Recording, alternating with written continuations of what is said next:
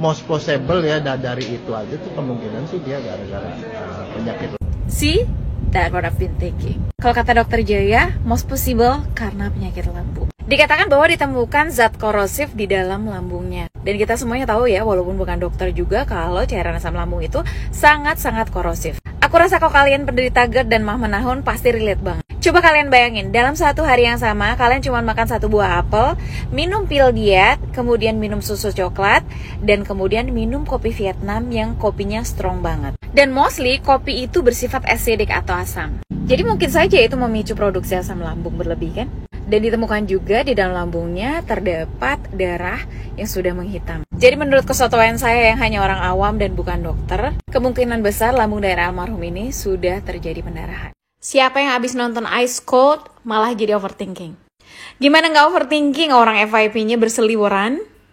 Terus aku malah justru salfok dengan komentar-komentar yang ada di video-video review dari film dokumenter ini. Salah satu komentar terbanyak yang aku pernah baca adalah diduga kalau sebenarnya Myrna ini meninggalnya alami dan mungkin saja si Myrna ini terkena GERD. Nah, di film dokumenter Ice Cold, sesaat setelah Myrna menyeruput kopinya, dia kejang-kejang dan sesak nafas. Nah, di sini aku mau cerita pengalaman aku sebagai penderita GERD. Tahun 2007 aku pernah berhari-hari dirawat di rumah sakit dikarenakan sesak nafas. Nah, sesak nafasnya ini terjadi setelah aku minum kopi. Dan aku dirawat di rumah sakit itu selama beberapa hari. Tapi untuk recovery-nya aku membutuhkan berbulan-bulan sampai tahunan. Nah, diagnosa saat itu adalah GERD dan juga gastritis akut. Nah, gejala yang aku alami waktu itu adalah sesak nafas dan aku harus dibantu dengan menggunakan oksigen. Aku ingat banget gimana rasanya kalau GERD ini tiba-tiba menyerang ya. Buat penderita GERD, pedas, asam, santan itu adalah sesuatu yang sangat-sangat berbahaya.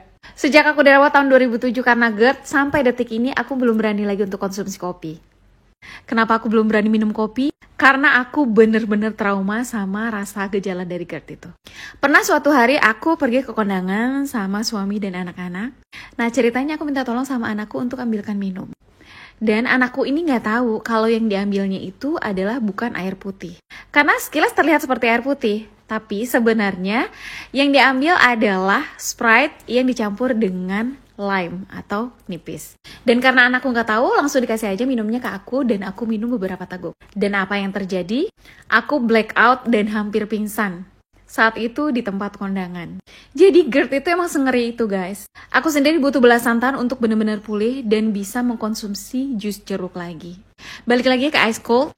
Nah, diperlihatkan dalam video itu Myrna kan kejang dan sesak nafas ya. Dan akhirnya Myrna dibawa ke dokter yang ada di GI.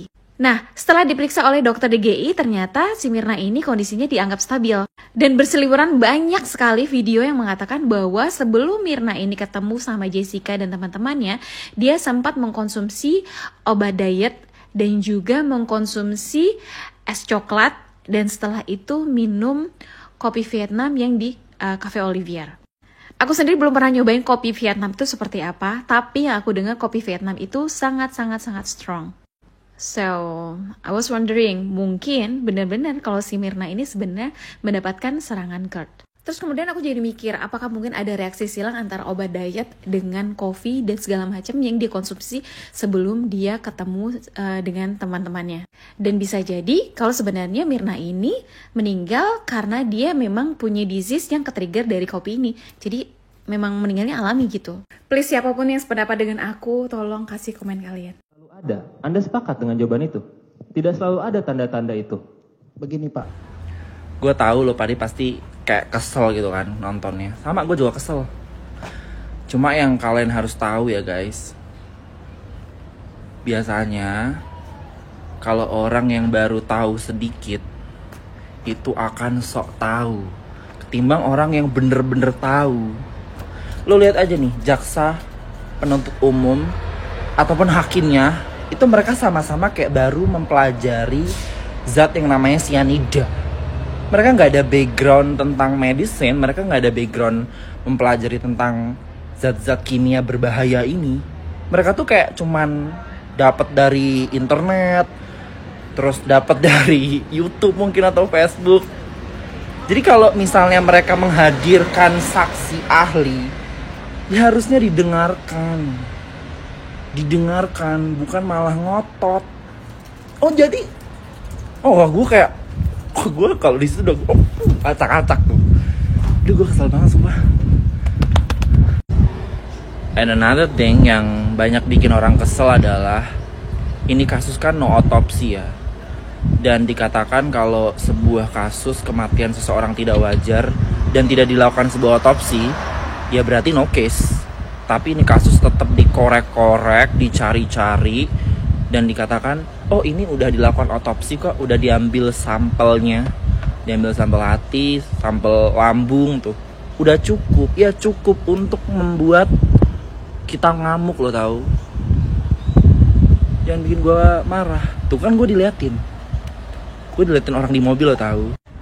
Ntar netizen ada yang bilang, ya lo tahun 2016 kenapa nggak keluar-keluar dari dulu?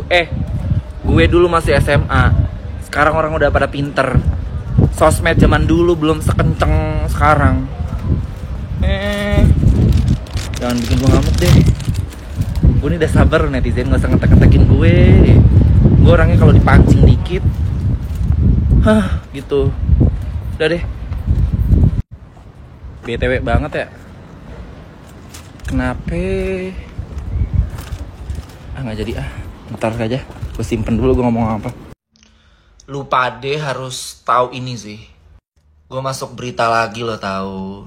Sebenarnya gue udah biasa masuk berita. Cuma lo baca nih judulnya. Aubimax desak kasus Jessica Wongso diusut kembali. Lihat banyak kejanggalan. Ada Verdi Sambo hingga tak ada otopsi. Gue ini siapa sih kak gitu kan? Sampai masuk berita-berita lokal. Gue gak ada masalah lah. Lu pade mau memberitakan gue apapun terserah. Cuma yang jadi masalah, lu kenapa sih ngambil foto ini? Gue udah jauh-jauh dari Sydney ke Malaysia buat ngelurusin rambut gue, dan lo milih foto ini. Zaman kapan? Kalau ini mending. Lihat mulut gue. Cuma yang mau gue bahas ya di sini para netizen.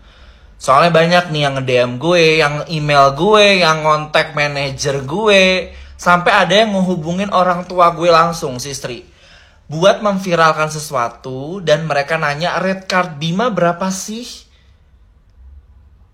Beb, gue gak dibayar Beb buat memviralkan sesuatu ya. Contohnya kasusnya si Jessica Kumala Wongso ini. Gue gak dibayar Beb. Gue bener-bener kayak karena keinginan hati gue aja, ada yang ngeganjel gitu kak. Jadi gue bukan dibayar. Jujur mungkin kalau sebagian orang yang, dan banyak orang ya yang kalau udah viral, mungkin tinggal di luar negeri, berbuat sesuatu, followersnya mulai banyak, mungkin akan pulang ke Indonesia and do a lot of endorsement, something like that. But I personally, gue gak milih hal itu dikarenakan gue takut pulang kena lo. Enggak sih Beb, gue sebenarnya udah balik Indo juga beberapa bulan yang lalu. Karena gue lewat diplomatic pathway aja kena lo. Ya adalah waktu itu gue pulang bareng rombongan keluarga dari Malaysia. Dan ya udah gue sekalian aja extend pasport. Walaupun cuma 2 hari, kena lo. Tapi jujur, jadi content creator yang bikin konten tentang speak up kayak gini. Tapi konten gue gak speak up mulu loh kak. Gue sering berbagi tips gimana caranya kabur ke luar negeri, kena lo. Bukan sih, gimana caranya kuliah ke luar negeri. Ya walaupun berkedok kayak buat kabur aja sih, kena lo. Cuma gue sering berbagi tips kak, buat kalian yang mau kuliah, terutama ke Australia, atau mau pakai working holiday bisa banget. Kan gue jadi promosi, hancur. Lu kalau jadi content creator yang hobi speak up, apalagi lo di Indonesia, lo hati-hati deh. Bakalan banyak tuh kak, ditunggangi oleh para petinggi-petinggi. Aduh, gak mau gue sebut. Partai. Lo bakalan dapat endorsement ini, itu. Mungkin kayak soft selling gitu, bisa aja gitu kan. Lo pasti nemu, pasti. Bentar lagi tahun politik, lo pasti bakalan ngelihat banyak kreator yang ditunggangi oleh beberapa partai-partai tertentu. Kita tunggu aja nanti. 2024 makin seru. Jangan lupa follow. Kenal lo.